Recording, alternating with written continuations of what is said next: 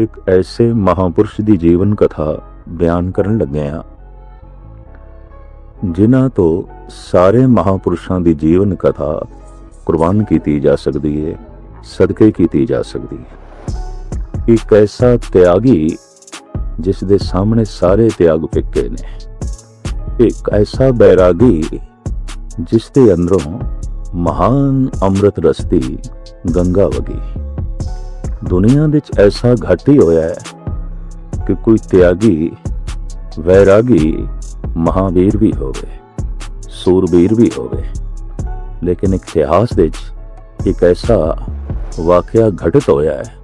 ਕੁਦਰਤ ਨੇ ਇੱਕ ਐਸੇ ਮਹਾਪੁਰਸ਼ ਨੂੰ ਭੇਜ ਕੇ ਇਸ ਹਾਲਾਤ ਦੀ ਪੂਰਤੀ ਕੀਤੀ, ਸੁਭਾਅ ਕਰਕੇ ਕਿ ਉਹ ਤਿਆਗੀ ਸੀ, ਬੈਰਾਗੀ ਸੀ, ਪਰ ਬੈਰੂਨੀ ਰੂਪ ਕਰਕੇ ਉਹ ਬਹਾਦਰ ਵੀ ਸੀ, ਉਹ ਤੇਗ ਦਾ ਧਨੀ ਵੀ ਸੀ।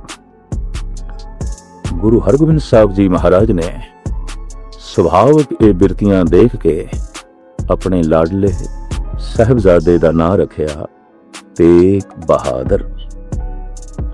ਆਪ ਦਾ ਜਨਮ ਵਿਸਾਖ ਵਦੀ 5 ਸੰਮਤ 1678 ਵਿੱਚ ਗੁਰੂ ਕੇ ਮਹਿਲ ਸ੍ਰੀ ਅੰਮ੍ਰਿਤਸਰ ਦੇ ਵਿੱਚ ਹੋਇਆ।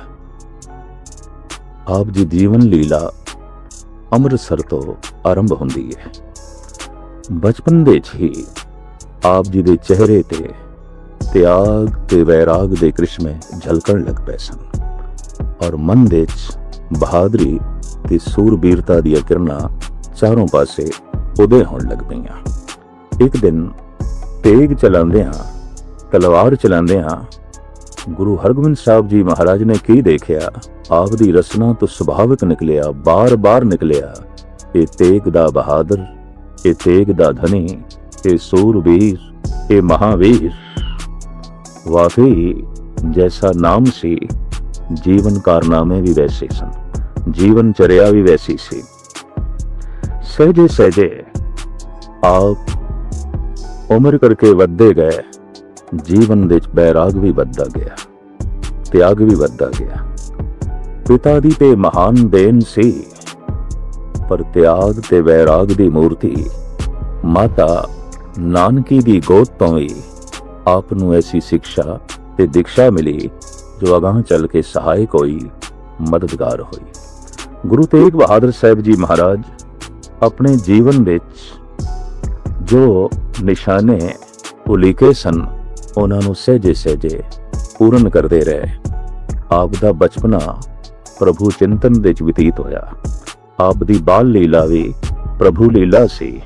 ਬੱਚਿਆਂ ਦੀ ਲੀਲਾ, ਬੱਚਿਆਂ ਨਾਲ ਖੇਡਣਾ ਵੀ ਦਰਅਸਲ ਆਪ ਦੀ ਬੰਦਗੀ ਸੀ। ਸਹਿਜੇ ਸਹਿਜੇ ਆਪ ਯੁਵਕ ਹੋਏ ਤਾਂ ਲਾਲ ਚੰਦ ਖੱਤਰੀ ਦੀ ਬੱਚੀ ਗੁਜਰੀ ਜੀ ਦੇ ਨਾਲ ਆਪ ਦਾ ਵਿਆਹ ਸ਼੍ਰੀ ਕਰਤਾਰਪੁਰ ਦੇ ਵਿੱਚ ਹੋਇਆ।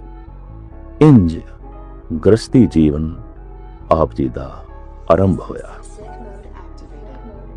ਸੁਭਾਅ ਕਰਕੇ ਚੁੰਕੇ ਤਿਆਗੀ ਸਨ, ਵੈਰਾਗੀ ਸਨ, ਹਰ ਵਕਤ ਮਨ ਵਿੱਚ ਪ੍ਰਭੂ ਨਾਲ ਜੁੜੇ ਰਹਿਣ ਦੀ ਚਾਹ। ਇਸ ਕਾਰਨ ਕਰਕੇ ਹਰ ਵਕਤ ਸੰਸਾਰ ਤੋਂ ਉਪਰਾਮਤਾ, ਇਸ ਉਪਰਾਮਤਾ ਨੇ, ਇਸ ਉਦਾਸੀਨ ਬਿਰਤੀ ਨੇ, ਇਸ ਤਿਆਗੀ ਮਾਨਸਿਕ ਵਾਤਾਵਰਣ ਨੇ ਆਪ ਨੂੰ ਜ਼ਮੀਨ ਦੇ ਉੱਤੇ ਤੇ ਉਸ ਵਕਤ ਨਾ ਰਹਿਣ ਦਿੱਤਾ। ਆਪ ਭੋਰੇ ਵਿੱਚ ਚਲੇ ਗਏ। ਉੱਥੇ ਬੈਠ ਕੇ ਆਪ ਸਾਧਨਾ ਵਿੱਚ ਲੀਨ ਰਹੇ ਔਰ ਇੱਕ ਲੰਬੀ ਤਿਆਰੀ ਕਰਦੇ ਰਹੇ। ਦੇਸ਼ ਗੁਲਾਮ ਸੀ, ਸਦੀਆਂ ਦੀ ਗੁਲਾਮੀ ਕਰਕੇ ਪੀੜਤ ਸੀ, ਦੁਖਦ ਸੀ। ਚਾਰੋਂ ਪਾਸੇ ਹਾਹਾਕਾਰ ਸੀ ਔਰ ਬੇਇਨਸਾਫੀਆਂ ਦਾ ਜਮਾਓ ਸੀ, ਇਕੱਠ ਸੀ। ਇੱਕ ਤੇ ਆਪ ਪ੍ਰਭੂ ਚਿੰਤਨ ਕਰਕੇ ਅਧਿਆਤਮਕ ਬਲ ਉन्नत ਕਰਦੇ ਰਹੇ, ਦੂਸਰੇ ਪਾਸੇ ਸੋਚਦੇ ਰਹੇ ਇਸ ਅਧਿਆਤਮਕ ਸ਼ਕਤੀ ਨੂੰ ਕਿਵੇਂ ਵਰਤਣਾ ਹੈ, ਕਿਵੇਂ ਖਰਚ ਕਰਨਾ ਹੈ। ਜੈਸੇ ਕਈ ਦਫਾ ਦੇਖਣ ਵਿੱਚ ਆਇਆ ਹੈ, ਧਨ ਇਕੱਠਾ ਕਰ ਲੈਣਾ ਜਾਂ ਕਮਾ ਲੈਣਾ ਕੋਈ ਬਹੁਤ ਵੱਡੀ ਗੱਲ ਨਹੀਂ। ਧਨ ਦੀ ਸਹੀ ਵਰਤੋਂ ਕਰਨੀ ਬਹੁਤ ਵੱਡੀ ਗੱਲ ਹੈ, ਉਸ ਦਾ ਸਹੀ ਉਪਯੋਗ ਕਰਨਾ ਇਹ ਬਹੁਤ ਵੱਡੀ ਗੱਲ ਹੈ। ਇਸੇ ਤਰੀਕੇ ਨਾਲ ਬੰਦਗੀ ਕਰਕੇ ਰੂਹਾਨੀ ਸ਼ਕਤੀ ਇਕੱਠੀ ਕਰ ਲੈਣੀ, ਪਰਮ ਆਨੰਦ ਤੇ ਪਰਮ ਰਸ ਆਪਣੇ ਮਨ ਵਿੱਚ ਪੈਦਾ ਕਰ ਲੈਣਾ ਠੀਕ ਹੈ, ਮਹਾਨ ਗੱਲ ਹੋਵੇਗੀ, ਲੇਕਿਨ ਆਮ ਘਟਨਾ ਇਹ ਸਾਰੀ ਦੁਨੀਆ ਵਿੱਚ, ਭਗਤਾਂ ਦੀ ਦੁਨੀਆ ਵਿੱਚ ਘਟਦੀ ਰਹੀ ਹੈ। ਪਰ ਇਸ ਰਸ ਨੂੰ, ਇਸ ਅਧਿਆਤਮਿਕ ਸ਼ਕਤੀ ਨੂੰ, ਇਸ ਆਤਮ ਬਲ ਨੂੰ ਵਰਤਣਾ ਕਿਵੇਂ ਹੈ ਔਰ ਇਸ ਦੇ ਨਾਲ ਸਮਾਜ ਦੀ ਤਾਮੀਰ ਕਿਵੇਂ ਕਰਨੀ ਹੈ, ਇਸ ਦੇ ਨਾਲ ਦੇਸ਼ ਦੀ ਉਸਾਰੀ ਕਿਸ ਤਰ੍ਹਾਂ ਕਰਨੀ ਹੈ, ਇਹ ਤੇ ਗੁਰੂ ਤੇਗ ਬਹਾਦਰ ਸਾਹਿਬ ਜੀ ਮਹਾਰਾਜ ਦੀ ਜ਼ਿੰਦਗੀ ਤੋਂ ਹੀ ਸਿੱਖਣਾ ਪਏਗਾ ਔਰ ਉਹਨਾਂ ਦੇ ਇਤਿਹਾਸ ਨੂੰ ਪੜ੍ਹ ਕੇ ਜੋ ਹੈ ਪ੍ਰੇਰਨਾ ਲੈਣੀ ਪਏਗੀ। 26 ਸਾਲ ਤੱਕ ਲਗਾਤਾਰ ਆਪ ਉਸ ਭੋਰੇ ਦੇ ਵਿੱਚ ਰਹੇ। ਤਿਆਗ ਤੇ ਵੈਰਾਗ ਦੀ ਮੂਰਤੀ ਆਪ ਦੀ ਪਤਨੀ ਗੁਜਰੀ ਜੀ ਵੀ ਇਸ ਭੋਰੇ ਦੇ ਬਾਹਰ ਬੈਠ ਕੇ, ਜਿੱਥੇ ਅਧਿਆਤਮਿਕ ਤਰੰਗਾਂ ਤੋਂ ਫੈਜ਼ ਯਾਬ ਹੁੰਦੇ ਰਹੇ, ਉੱਥੇ ਹਰ ਤਰ੍ਹਾਂ ਦੀ ਸੇਵਾ ਵਿੱਚ ਵੀ ਆਪ ਜੁਟੇ ਰਹੇ। ਲੱਗਦਾ ਹੈ ਸਾਧਨਾ ਪੂਰਨ ਹੋ ਗਈ। ਜੋ ਸੋਚਿਆ ਸੀ ਕਰਨ ਲਈ, ਉਹਦੀ ਤਿਆਰੀ ਦੇ ਦਿਨ ਆ ਗਏ।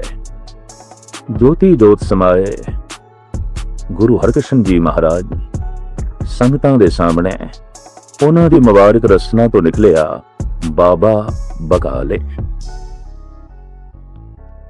ਤਲਾਸ਼ ਜਾਰੀ ਹੋ ਗਈ ਔਰ ਨਾਰੀਅਲ ਤੇ 5 ਪੈਸੇ ਲੈ ਕੇ ਸਿੱਖ ਦਿੱਲੀ ਤੋਂ ਚੱਲ ਪਿਆ, ਲੇਕਿਨ ਆਮ ਸੋਡੀਆਂ ਨੇ ਇਸ ਤੋਂ ਨਾਜਾਇਜ਼ ਫਾਇਦਾ ਉਠਾਇਆ।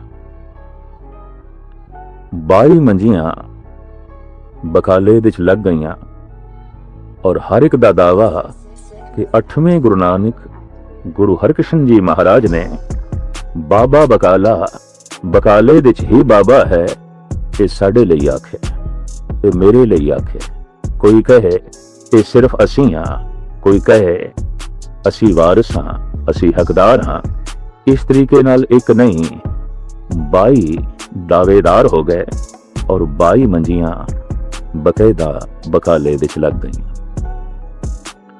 ਇਹ ਠੀਕ ਹੈ ਕਿ ਕਈ ਦਫਾ ਮੁਲੰਮਾ ਵੀ ਸੋਨੇ ਦਾ ਭੁਲੇਖਾ ਦੇ ਜਾਂਦਾ ਹੈ, ਚਮਕਦੇ ਹੋਏ ਪੱਥਰਾਂ ਤੋਂ ਵੀ ਹੀਰਿਆਂ ਦਾ ਭੁਲੇਖਾ ਲੱਗ ਜਾਂਦਾ ਹੈ, ਹੋ ਜਾਂਦਾ ਹੈ।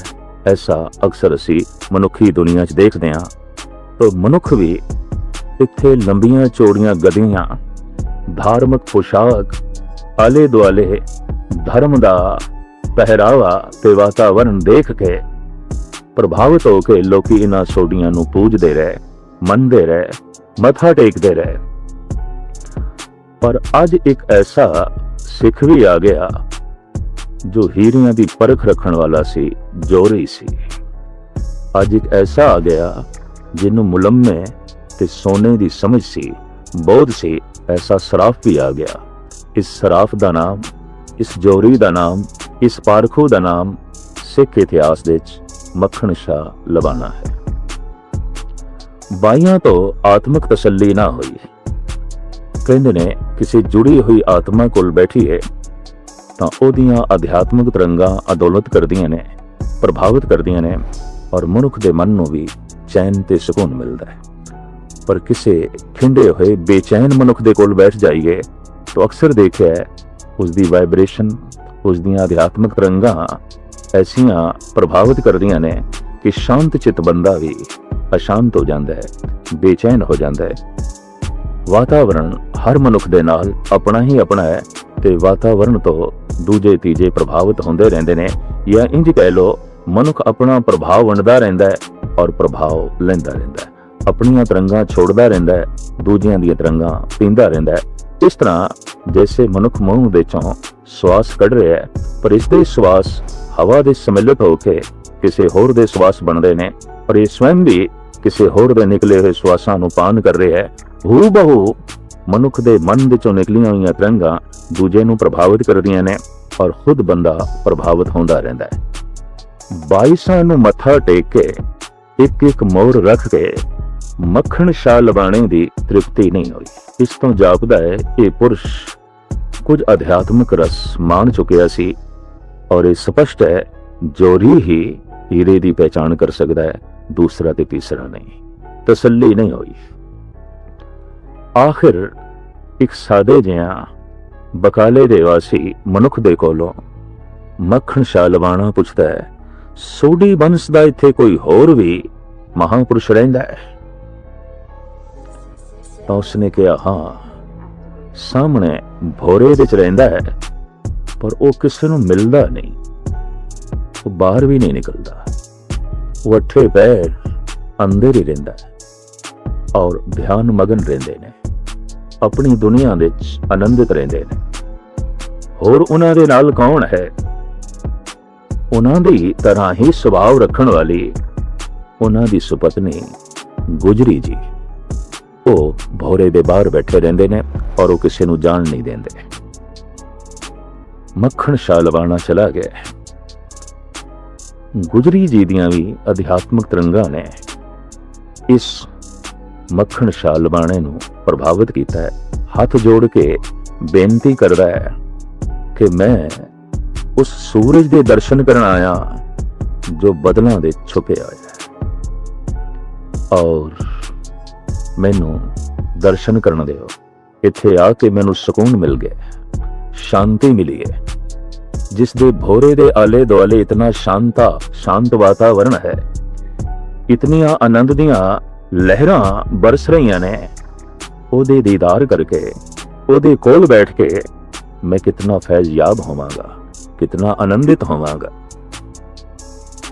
ओदी जोदड़ी, ओदा तरला ऐसा सी कि माता गुजरी जी रोक नहीं सके। जैसे भोरे विच दाखिल होया, नूर तो फैज याब होया, अध्यात्मक तरंगां तो अंदोलत होया, सुते सिद्ध सिर झुक गया।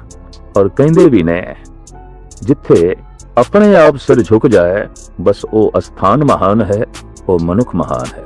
जिथे सिर झुकाना पै जाए उते मजबूरी होई। जालिम दे अगों मनुख कई दफा मजबूरी नाल सिर झुकांदा है, कई दफा ताकतवर दे अगों मनुख मजबूरी नाल झुकदा है। पर जिथे प्रसन्न चित होके सिर झुक जाए, और झुकण दे च ही जिथे रस दी प्राप्ति होवे, आनंद दी प्राप्ति होवे, बस वही महापुरुष है और वही धार्मिक सदल है, वही आध्यात्मिक केंद्र है। सुते सिद्ध मक्खण शाह लवाणे दा सिर झुक गया है, कदमां ते रखे, सतगुरु दी असीस मिली, और इस असीस दे नाल कपाट खुले। सतगुरु कहंदे ने, गुप्त रखी गल जर लई, जो तैनू प्राप्त होया है इनू सह लई, प्रगट ना कर। पर कुदरत नू कुछ होर ही मंजूर सी। मक्खण शाह लवाणा ऐसे तेज हवा दी झोंके दी तरह आया कि जिसने सारे बदलां नू छांट के रख दिता। कोठे ते चढ़ के कहन लगा, गुरला धोरे, गुरला धोरे, मैं लभ लिया गुरु, मैनू मिल गया गुरु, मैं सच दी मूर्ति नू वेख लिया। भोरे विच इस महान सौदागर ने प्रगट किया, और इस तरह मक्खण शाह लवाणा सिख इतिहास विच अमर हो गया। जिन्ने चिर तक ये अध्यात्मक बल गुरु तेग बहादुर साहब जी महाराज दे कोल सी, आप छुपा के बैठे रहे, भोरे विच बैठे रहे, पर अज प्रगट हो गया तो इस बल नू समाज दी उसारी, मजलूमां दी रखिया और देश दी तामीर लई खर्च करन दा अकीदा बना लिया, तहिया कर लिया। आप चल पे। आपने ही 22 धार दे राजियां दे पासों गालबन उस जमाने च 72,000 रुपए दे के एक जगह खरीदी, जिसका नाम आपने रखिया आनंदपुर। सिखी दी रूह रवां, खालसे दा केंद्री अस्थान, गुरु गोबिंद सिंह जी महाराज दी प्यारी जमीन आनंदपुर साहब। इस दे उसारू, इसनू वसाण वाले गुरु तेग बहादुर साहब जी महाराज ने। नगरी वस गई, और बड़ी पुररौनक नगरी, जिथे किरत ते चलदी सी, प्रभु दी कीर्ति दे सोमे भी चल पए। दूसरे पासे देश दे वक़्त दी हुकूमत ने इस ढंग दे जुल्म ढाए कि कश्मीरी ब्राह्मण रो उठे, चीख उठे। चारों पासे निगाह दौड़ांदे ने, कोई सहायक नहीं, कोई मददगार नहीं, ਜੋ ਉਹਨਾਂ ਦੀ ਬਾਂਹ ਪਕੜ ਕੇ ਉਹਨਾਂ ਦੇ ਜਨੇਊ ਨੂੰ ਬਚਾਵੇ, ਉਹਨਾਂ ਦੇ ਮੱਥੇ ਦੇ ਤਿਲਕ ਨੂੰ ਬਚਾਵੇ, ਉਹਨਾਂ ਦੀ ਪੁਰਾਣਕ ਸੰਸਕ੍ਰਿਤੀ ਦੀ ਰੱਖਿਆ ਕਰੇ, ਉਹਨਾਂ ਦੇ ਵੈਦਿਕ ਧਰਮ ਦੀ ਰੱਖਿਆ ਕਰੇ। ਇਹ ਨਿਰਾਸ਼ਾ ਦੇ ਘੋਰ ਦਲਦਲ ਵਿੱਚ ਫਸੇ ਹੋਏ ਬ੍ਰਾਹਮਣ ਰੋ ਰਹੇ ਸਨ, ਦੁਖਤ ਹੋ ਰਹੇ ਸਨ, ਲੇਕਿਨ ਆਨੰਦਪੁਰ ਦੀਆਂ ਲਹਿਰਾਂ ਕਸ਼ਮੀਰ ਵਿੱਚ ਵੀ ਪਹੁੰਚ ਗਈਆਂ ਸਨ। ਆਨੰਦਪੁਰ ਦੀ ਸ਼ਕਤੀ ਦੀ ਛਾਪ ਤੇ ਭਗਤੀ ਦੀ ਆਨੰਦਮਈ ਵਰਸ਼ਾ ਕਸ਼ਮੀਰ ਤੱਕ ਵੀ ਪਹੁੰਚੀ ਸੀ। ਨਿਢਾਲ ਹੋਏ, ਬੇਆਸਰਾ ਹੋਏ ਕਸ਼ਮੀਰ ਦੇ तमाम ਬ੍ਰਾਹਮਣਾਂ ਨੂੰ, ਪੰਡਤਾਂ ਨੂੰ ਇਸ ਮੱਸਿਆ ਦੀ ਰਾਤ ਵਿੱਚ ਰੋਸ਼ਨੀ ਦੀ ਕਿਰਨ ਦਿਖਾਈ ਦਿੱਤੀ। ਆਨੰਦਪੁਰ ਸਿਰਮੌਰ ਬ੍ਰਾਹਮਣ ਆਪਣਾ ਜਥਾ ਬਣਾ ਕੇ ਚੱਲ ਪਏ ਆਨੰਦਪੁਰ ਦੀ ਤਰਫ।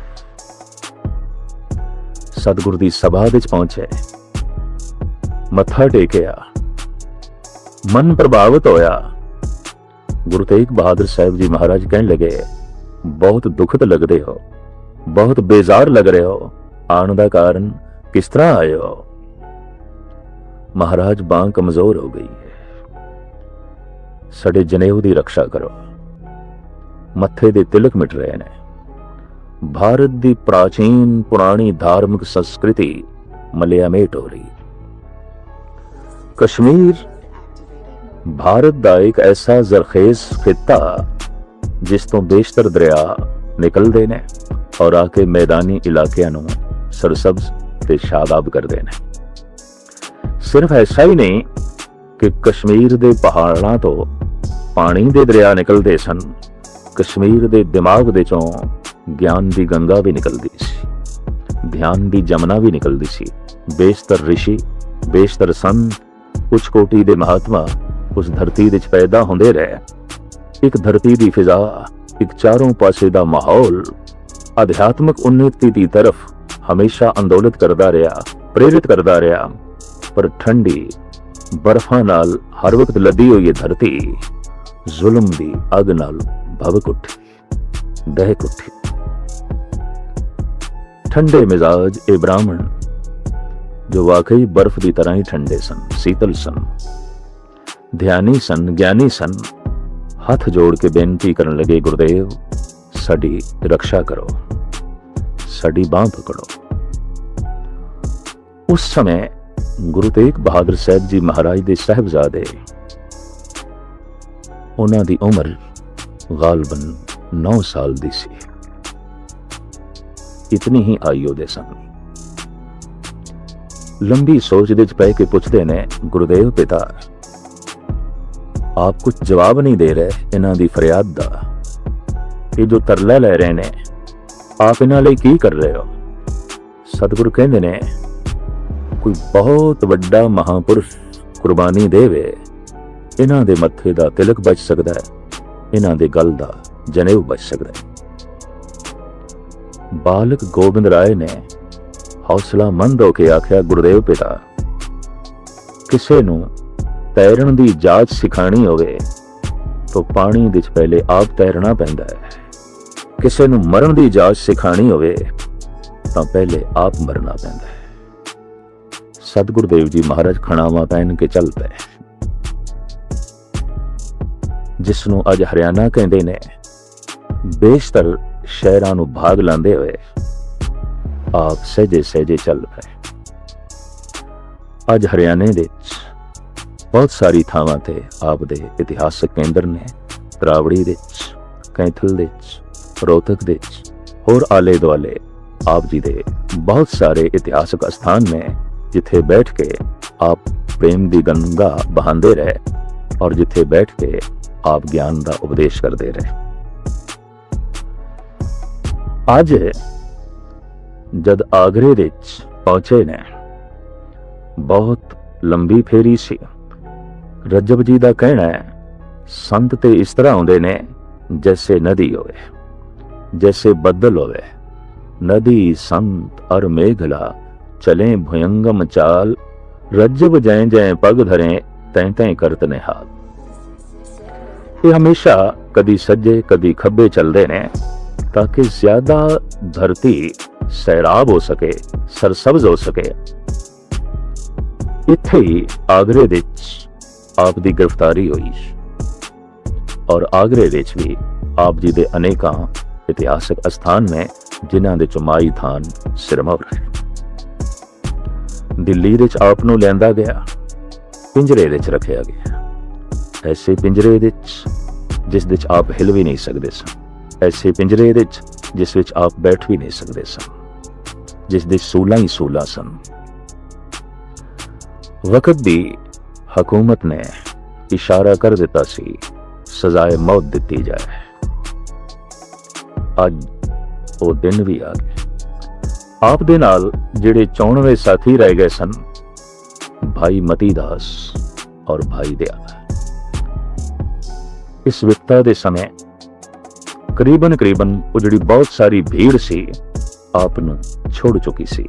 आपने सही आख्या है, संग सखा सब तज गयो, को न निभ्यो साथ, कहो नानक ए विपत में टेक एक रघुनाथ। वाकई आपदा ये फरमान कि दुनिया सुख दी साथी है, दुख दी नहीं। सुख में बहुत संगी भय, दुख में संग न कोय। लेकिन कमाल है, और सदके जाइए भाई मती दास तो, भाई दयाले तो, आप दुख दे समय भी साथ रहे, विपता दे समय भी साथ रहे, हर तरह की पीड़ा दे समय भी गुरु दा दामन नहीं छोड़िया, गुरु दे कोल रहे। पहले इन्हां नूं शहीद किया गया, तरह तरह के लालच रखे गए मती दास दे सामने। आप छिब्बर गोद दे ब्राह्मण सन, पिछोकड़ आप दा जिला जेलम सी। जद आप किसी लालच तो प्रभावित नहीं होए तो कह दिता गया, थानू आरे दे नाल चीर के दुफाड़ कर दिता जाएगा। मती दास कहने लगे, फिर भी मेरी सिखी नू दुफाड़ नहीं कर सकोगे, फिर भी मेरी भावनावां नू दुफाड़ नहीं कर सकोगे। आरे नाल ए चिल गया चांदनी चौंक दे, लेकिन सिखी नू टोटे टोटे नहीं होने दिता। आप दा दूसरा साथी भाई दयाला, इनू भी तरह तरह के लालच दिते गए, लेकिन इसने जब लालच दे अगों अपना सिर नहीं झुकाया तो आख्या गया, ये जो सिखी दा रंग है असी उबलते हुए पानी विच पा के उतार देंगे। तो दयाला जी कहने लगे, ये भी करके देख लेना। इतिहास गवाह है कि उबलदी देग विच उबल गया, पर सिखी दा रंग नहीं उतरन दिता। फिर वारी आई गुरु तेग बहादुर साहब जी महाराज दी। मुगल सिपाहियां ने आप नूं पिंजरे दे चों कढिया, सतगुरां ने कोल खूही दे इशनान कीता, बोड़ दे थल्ले आके बैठ गए। समाने दा जलाद जलालुद्दीन ने तलवार चुकी, जोर दी चलाई, उसदी गर्दन ते जो तेग दा धनी सी, जो सूरबीर सी, जो बहादुर सी, जो लोग भलाई लई जीवन भर सोचदा रहा। इस तरह शहीदी साका दिल्ली दी चांदनी चौंक दे मगर सुदी 5 संमत 1732 दे घटित होया। दिन भर आप दा सीस ते आप दा धड़ पिया रहा।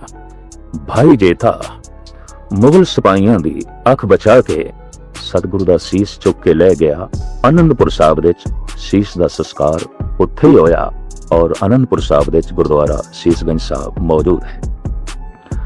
दूसरा लखी शावनदारा 100 गड़ियां दिते रोई लद के उस इलाके तो लंघे है। सिर्फ है सतगुरुदेव जी महाराज दा पवित्र शरीर चुकन दी उसने ये ब्योंत बनाई है। गड्डियां दे भज दौड़ दे नाल, बैलां दे पैरां दे उछाल दे नाल मिट्टी उड्डी, धूल उड्डी, इतनी धूल उड्डी कि इस दे ची इन्हें सतगुरुदेव जी महाराज दा पावन शरीर चुक लिया, अपने घर ले गया। जिस घर दे च ले गया उस इलाके उस कस्बे दा नाम सी रकाबगंज। अपने घर दे च पावन शरीर नू रख के इशनान करा के सारे घर नू अग ला दिती। सतगुरु दी देही तो अपना घर सदके कर दिता, अपना मकान सदके कर दिता। किधरे शक ना पै जाए तो बाहर आके नारा लाया, मेरा घर जल गया, मेरा घर जल गया। इस तरीके नाल साहिबां दे पावन शरीर दा दाह संस्कार लखी शाह वणजारे ने कीता। जेता जदों आनंदपुर साहब पहुंचे है ते गुरु गोबिंद सिंह जी महाराज पुछदे ने, बहुत जोश जागया होना है दिल्ली दे सिखां विच। तां साहिब कहण लगे, तू दस। जेता छेती छेती हाथ जोड़ के रोंदा होया जेता कहंदा, नहीं कोई शौक नहीं जागया, कोई जोश नहीं पैदा होया। तो पातशाह ने उस वक्त आख्या है, अब एक ऐसो पंथ बनाओ, सगल जगत बिखे बहु विद्वाओ, लाखों नर जग के एक थाए, तामे मिले एक सिख जाए, सब में पृथक पछानो परे, छपे न छपे कैसों करे। यथा बगन में हंस न छपे, गिरजन विखे मोर जो दिखे, तिमना ना बेखन के माही, मम सिख को सगले पर खाए। खालसे दी साजना दा ख्याल गुरु गोबिंद सिंह जी महाराज दे अंदर इत्थों ही जो है पैदा होया। गुरु तेग बहादुर साहब जी महाराज दी शहीदी ने साहिब गुरु गोबिंद सिंह जी महाराज दे अंतिशकरण विच खालसे नूं जन्म दिता। वाकई महापुरुष ते इस तरह आउंदे ने, बकौले डॉक्टर मोहम्मद इकबाल, जहां में अहले ईमा मिसले खुर्शीद जीते हैं, इधर डूबे उधर निकले, उधर डूबे इधर निकले। ये पावन स्थान गुरुद्वारा सीसगंज साहब चांदनी चौक विच मौजूद है, जो उपदेश दे रहा है, देशवासियों नूं संदेश दे रहा है कि मजलूमां दी रखिया किवें करी दी है और किसी दी बांह पकड़ के फिर उस दा रखवाला किवें बनी रहे, ये दर्श दे रहा है। आप दे नाल शब्द जुड़े हुए ने, बाहां जिन्हां दी पकड़िए, सिर दीजे बाहां न छोड़िए, सिर दे के भी बांह नहीं छोड़ी। और ये हकीकत है कि अपना खून डोल के मत्थे दा तिलक अमर कर दिता, अपने श्वासां दी डोरी नूं तोड़ के जनेऊ दी डोरी नूं मजबूत कर दिता। देश दे प्राचीन संस्कृति आप दी शहादत दी देन है, देश दा प्राचीन धर्म आप दी शहादत दा देन है। जो नर दुख में दुख नहीं माने, सुख सने और भय नहीं जाके, कंचन माटी माने, नैन दिया नै उस्तत जाके, लोभ मोह अभिमाना, हरख सोगते रहे न्यारो, नाहे मान अपमाना। आशा मनसा सगल त्यागे, जगते रहे निराशा, काम क्रोध जय पर से नाहिन, ते घट ब्रह्म निवासा। गुर कृपा जय नर को कीनी, ते ए जुगत पछानी, नौनिक लीन भयो गोबिंद सू, ज्यों पानी संग पानी। ब्रह्म दी लीनता की है और ब्रह्म विच किवें लीन होना है, धार्मिक अवस्था की है और उसकी रूपरेखा बाहर की प्रगट होंदी है। साहिब गुरु तेग बहादुर साहब जी महाराज ने इस पावन पवित्र वाक दे शब्द दे अंदर मानो सागर नूं गागर दे उड़ेल के रख दिता है। ब्रह्म ज्ञानी की अवस्था की है, जो प्रभु विच लीन हो चुके हैं, उसकी पहचान किस तरह करोगे? लिबास तो नहीं, उसके सुभाव तो, उसके पहरावे तो नहीं, उसके आचार तो, उसकी जीवन घटनावां तो। प्रथम मेरे पातशाह कहंदे ने, उहदी दृष्टि विच सुख ते दुख समान ने, जो नर दुख में दुख नहीं माने। दुख पीड़ित कर दे, सुख हुलास पैदा कर दे, समझ लेना इसके मन की समानता नहीं है। अजे इसने जिंदगी दी उस समानता नूं समझिया ही नहीं, जिस समतल दा ना ही परमात्मा है, ईश्वर है, अकाल पुरख। ये गल वखरी है कि मनुख दी मंग केवल सुख ही है, दुख नहीं। पर कौन दसे संसार दी वास्तविक असलीयत यह है कि इत्थे एक दे नाल दूजा जुड़े होया है, जन्म दे नाल मरण जुड़े होया है, ਜਵਾਨੀ ਨਾਲ ਬੁਢੇਪਾ ਜੁੜਿਆ ਹੋਇਆ ਹੈ, ਹਾਸਿਆਂ ਦੇ ਨਾਲ ਰੋਣੇ ਜੁੜੇ ਹੋਏ ਨੇ। ਇੱਥੇ ਹਰ ਨਫਾ ਨੁਕਸਾਨ ਦੇ ਨਾਲ ਜੁੜਿਆ ਹੋਇਆ ਹੈ। ਜਿਤਨੀ ਵੱਡੀ ਇੱਜ਼ਤ ਉਤਨੀ ਹੀ ਵੱਡੀ ਬੇਇੱਜ਼ਤੀ। ਹਰ ਸੁੰਦਰਤਾ ਦੇ ਨਾਲ ਸੁਪਨ ਦੇ ਨਾਲ ਕਰੂਪਤਾ ਜੋ ਹੈ ਜੁੜੀ ਹੋਈ ਹੈ। ਜਿਸ ਨੂੰ ਇਸ ਅਸਲੀਅਤ ਦਾ ਪਤਾ ਹੈ ਬਸ ਉਹੀ ਮਹਾਪੁਰਸ਼ ਹੈ। ਉਹ ਦੇਖਦਾ ਹੈ ਫੁੱਲ ਸਿਰਫ खिड़ते ही नहीं, मुरझा भी जाते ने। फूल खिलता है मुरझाने का तखय्युल लेकर, जिसे हंसता हुआ पाओगे वो परेशान होगा। हर हास्यां दे थल्ले अनंत परेशानियां छुपियां रहिंदियां ने। साहिब गुरु तेग बहादुर साहब जी महाराज फरमान करते हैं कि जो ब्रह्मनिष्ठ है, ब्रह्म ज्ञानी है, जो भगत है, ਉਹਦੇ ਲਈ दुख सुख एक समान। जो नर दुख में दुख नहीं माने, सुख सनेव और भय नहीं जाके, कंचन माटी माने। ऐसा नहीं कि सोना उसनों सोना दिखाई नहीं देंदा, नहीं, पराया धन उसनों इस तरह दिखाई देंदा है जैसे कि मिट्टी। जैसे मिट्टी दी कोई बहुत वड्डी कीमत नहीं, इस तरह ब्रह्म ज्ञानी दी दृष्टि विच पराए धन दी कोई कीमत नहीं। अगर पराए धन की कीमत है, उसका कोई खास वड्डा मुल है, तो वह प्रभावित भी करेगा। और प्रभावित होंदियां मन लोभी भी होवेगा, और मन लोभी हो गया है तो फिर चोरी का ख्याल भी पैदा होगा। दरअसल सारी दुनिया की मूल समस्या है चोरी यारी। पराया धन प्रभावित करे तो चोरी लई, बेईमानी लई मन दे ख्याल पैदा होंदे ने। पराया रूप प्रभावित करे तो दुराचार ते वासना जागदी है। पराया रूप मां दिखाई देवे, पराया धन मिट्टी दिखाई देवे, बस यही महापुरुष की दृष्टि है। इसे नू जो है अमृतमयी दृष्टि कहते ने। भगत सिरमौर श्री नामदेव जी महाराज का एक बड़ा कीमती वाक आप कहते ने, पर धन पर दारा पर हरि, तांके निकट बसे नर हरि। परमात्मा उन्हां दे ही नेड़े है जिन्हां लई पराया धन मिट्टी है, पराया रूप मां है, भैन है। सारी दुनिया दी ये अज मूल समस्या है। ना मनुख अपने लोभ नूं रोक सकदा है, ना मनुख अपनी वासना नूं रोक सकदा है। इस वास्ते व्यापक रूप दे सारी दुनिया दे चोरी भी है, यारी भी है। पर प्रभु चिंतन ऐसा है कि जिस दे सिर्फ अपने धन की अहमियत होती है, पराया धन तो मिट्टी दिखाई देता है। और ऐसा मनुख ऐसी ग्रस्त की सीमा विच रहिंदा है जिसनों मेरे पातशाह कहंदे ने, एका नारी सदा जाती। भाई गुरदास जी का एक कौल बड़ा सुंदर कि ऐसा पुरुष अपनी वासना नूं सीमा विच कर लैंदा है, इस तरह जैसे दरिया दो बनेरियां दी सीमा विच वग रहा है। अगर वो सीमा तोड़ देवे, किनारियां तो उछल पवे तो हड़ आ जाता है। पराइयां खेतियां डुबदियां ने, पराए मकान तबाह होंदे ने, मनुखता जो है नष्ट होंदी है। इसी तरीके नाल मनुख दी वासना इतनी उछले कि वो ग्रस्त की मर्यादा की सीमा च ही ना रहे तो समाज लई हानिकारक होंदी है। और मनुख दे अंदर ये लोभ अगर वो सीमा च नहीं रहा, संतोख नहीं बनया, संतुष्टि नहीं बनया, तो दूसरे दी धन लई खतरा बनेगा। कोई मनुख किसी दे धन लई खतरा है, कोई मनुख किसी दे रूप लई खतरा है। अगर पराए धन ते पराए रूप दा कोई मुआफिज है तो केवल संत है, केवल भगत है, केवल ब्रह्म ज्ञानी है।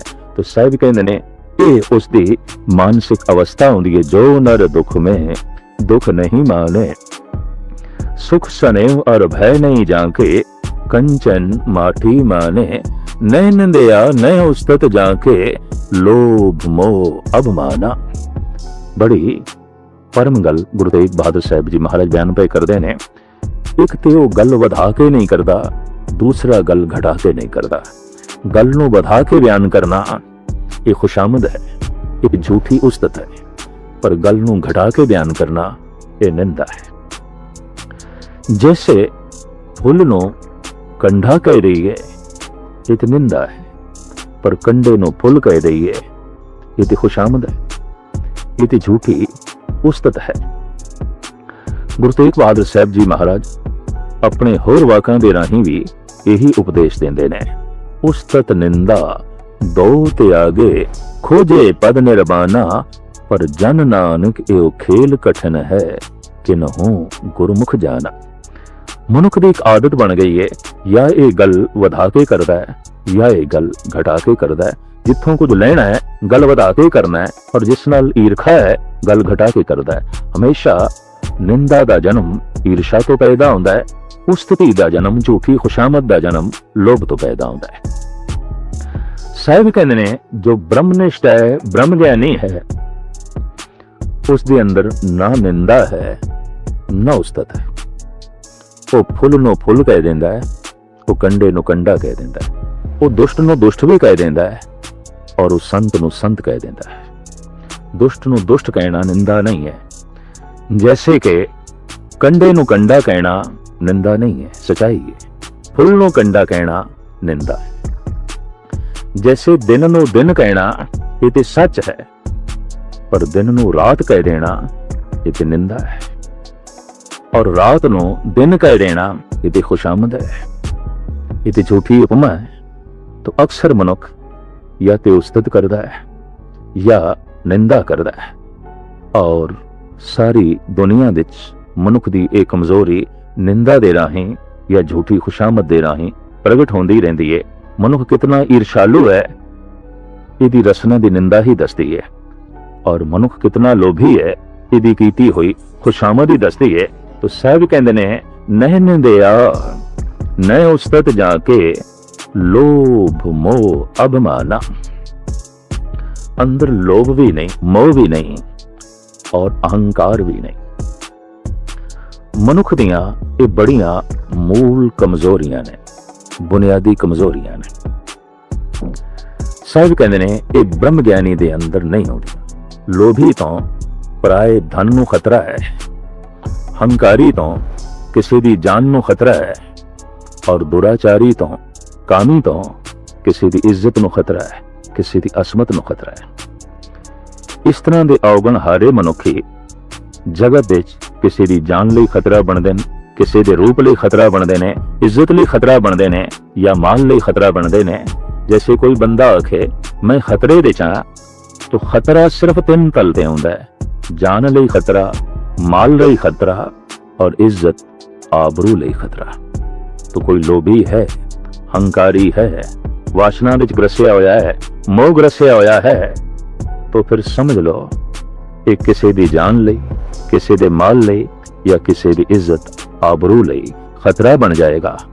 भगत ते मुहाफिज ने किसी दी इज्जत दे, किसी दी जान दे, और किसी दे माल दे।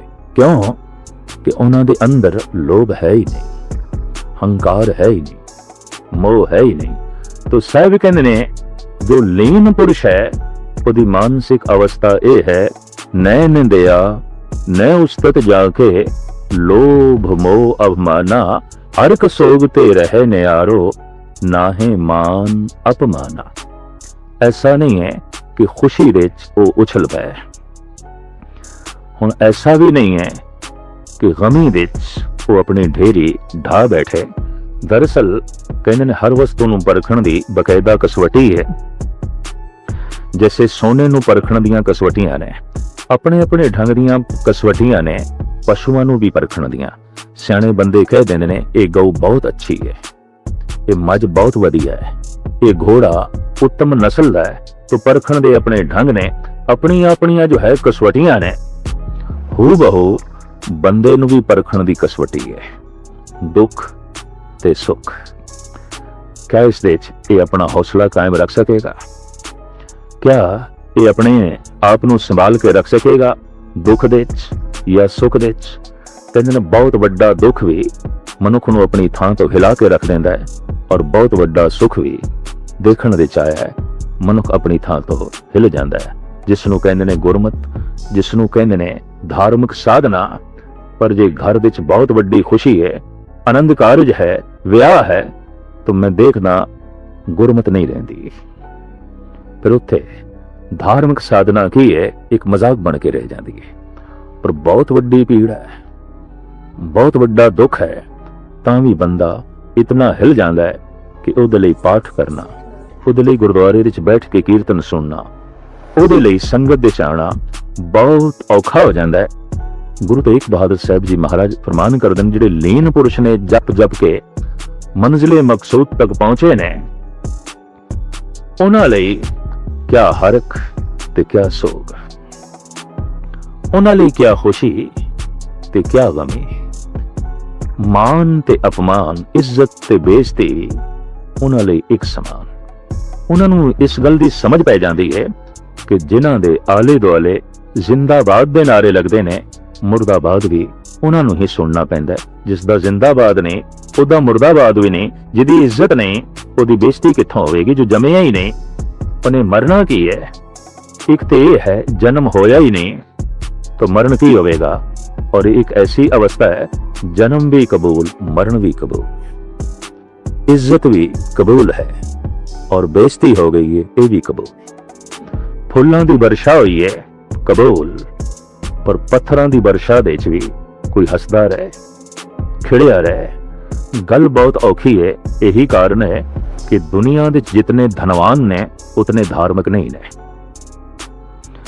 ਕਿਸੇ ਹੱਦ ਤੱਕ ਤੇ ਇੰਜ ਦੇਖਦੇ ਪਏ ਆ ਕਿ ਸਾਰੀ ਦੁਨੀਆ ਦੇ ਵਿੱਚ ਧਨ ਵੱਧਦਾ ਜਾ ਰਿਹਾ ਹੈ, ਧਰਮ ਘਟਦਾ ਜਾ ਰਿਹਾ ਹੈ। ਉਹਦੇ ਕੁਝ ਕਾਰਨ ਵੀ ਨੇ।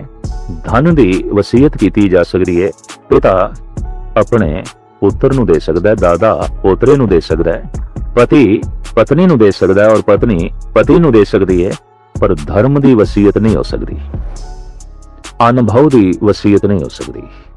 ਮਨੁੱਖ ਧਾਰਮਿਕ ਆਨੰਦ ਦੀ ਵਸੀਅਤ ਨਹੀਂ ਕਰ ਸਕਦਾ ਕਿ ਜੋ ਧਾਰਮਿਕ ਰਸ ਸਮਾਧੀ ਮੇਰੇ ਕੋਲ ਹੈ ਮੈਂ ਵਸੀਅਤ ਕਰਦਾ ਇਹ ਮੇਰੇ ਪੁੱਤਰ ਦੀ, ਇਹ ਮੇਰੇ ਪੋਤਰੇ ਦੀ। ਧਰਮ ਨਿੱਜੀ ਦੌਲਤ ਹੈ ਔਰ ਨਿੱਜ ਰੂਪ ਦੇ ਕਮਾਣੀ ਪੈਂਦੀ ਹੈ। ਆਪਣ ਹੱਥੀ ਆਪਣਾ ਆਪੇ ਹੀ ਕਾਜ ਸਵਾਰੀਏ। ਇਹੀ ਕਾਰਨ ਹੈ ਕਿ ਸਾਰੀ ਦੁਨੀਆ ਦੇ ਧਨ ਵੱਧਦਾ ਜਾ ਰਿਹਾ ਹੈ, ਧਰਮ घटता जा रहा है। कौन निजी रूप में मेहनत करे, कौन जो है साधना करे। तो साहब कहते ने ये जिहड़े लीन पुरुष ने साधना कर करके बड़ी महान मेहनत करके मंजिले मकसूद ते पहुंचे ने, इन्हां लई खुशी, इन्हां लई गम, इन्हां लई इज्जत ते बेइज्जती एक समान है। फिर साहब कहते ने आसा मनसा सगल ते आगे जग ते रहे निराशा, काम क्रोध जह परसे नाहिन ते घट ब्रह्म निवासा। ਵਾਹਿਗੁਰੂ ਜੀ ਕਾ ਖਾਲਸਾ, ਸ਼੍ਰੀ ਵਾਹਿਗੁਰੂ ਜੀ ਕੀ ਫਤਿਹ। ਧੰਨ ਧੰਨ ਸ਼੍ਰੀ ਗੁਰੂ ਤੇਗ ਬਹਾਦਰ ਸਾਹਿਬ ਜੀ, ਉਹਨਾਂ ਦਾ ਸ਼ਹੀਦੀ ਦਿਹਾੜਾ ਆ ਰਿਹਾ। ਵਾਹਿਗੁਰੂ ਮਿਹਰ ਪਿਆਰਾ ਹੱਥ ਰੱਖੇ। ਜਿੰਨੇ ਵੀਰ ਭੈਣ ਭਰਾ ਇਸ ਕਥਾ ਨੂੰ ਸੁਣ ਰਹੇ ਆ, ਸਾਰੇ ਵੀਰ ਭੈਣ ਭਰਾ ਚੈਨਲ ਨੂੰ ਜ਼ਰੂਰ ਸਬਸਕ੍ਰਾਈਬ ਕਰਿਓ, ਤਾਂ ਜੋ ਹਰ ਰੋਜ਼ ਅਸੀਂ ਤੁਹਾਡੇ ਸਾਹਮਣੇ ਇਸੇ ਤਰ੍ਹਾਂ ਦੀਆਂ ਕਥਾ ਪੇਸ਼ ਕਰਦੇ ਰਹੀਆਂ। ਪਰਮਾਤਮਾ ਚੜ੍ਹਦੀ ਕਲਾ ਵਿੱਚ ਰੱਖੇ। ਭੁੱਲਾਂ ਖਿਮਾ ਦੀ ਮਾਫੀ। ਵਾਹਿਗੁਰੂ ਜੀ ਕਾ ਖਾਲਸਾ, ਸ਼੍ਰੀ ਵਾਹਿਗੁਰੂ ਜੀ ਕੀ ਫਤਿਹ। Sick mode activated.